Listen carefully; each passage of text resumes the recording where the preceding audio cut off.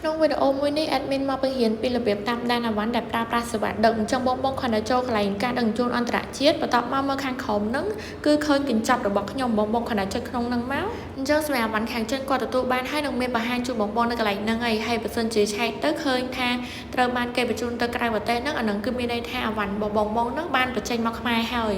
ពាក្យ CN ដែលមានពណ៌ក្រហមហ្នឹងអាហ្នឹងគឺបញ្ជាក់ថាអវ៉ាន់កញ្ចប់មកពីចិនហើយបើសិនជាបងមានកញ្ចប់ពីថៃពីវៀតណាមទៀតយើងអាច select នៅខាងលើនេះបានបើសិនជាឆែកនៅកន្លែងហ្នឹងឃើញថាអវ៉ាន់បានដឹកចេញមកខ្មែរហើយយើងចង់តាមបន្តទៀតបងគ្រាន់តែចុចកន្លែងរូបផ្ទះនេះមកចូលទៅកន្លែងខ្ញុំបាទបន្ទាប់ពីចុចចូលហើយយើងអាចតាមដានអវ៉ាន់បន្តទៀតបានអញ្ចឹងសម្រាប់អវ៉ាន់ដែលបានដឹកចេញហើយបងអាចនឹងឆែកឃើញលេខកូដប្រអប់លេខផ្ដើមដោយអក្សរសិតហ្នឹងបន្ទាប់មកយើងអាចមើលថាថ្លៃដឹកវាអស់ប៉ុន្មាន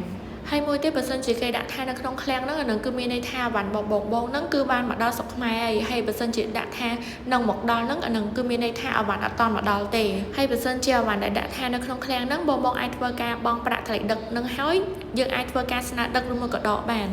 ហើយបើសិនជាយើងងាកមកមើលទំព័រដើមវិញគឺយើងអាចឆែកដឹងពីសារហារបស់លោកដាទាំងអស់ហើយនឹងទំនិញហាងខ្វាត់ផ្សេងដែលខាងលោកដាអត់ទទួលដឹកចេញមកពីចិនមក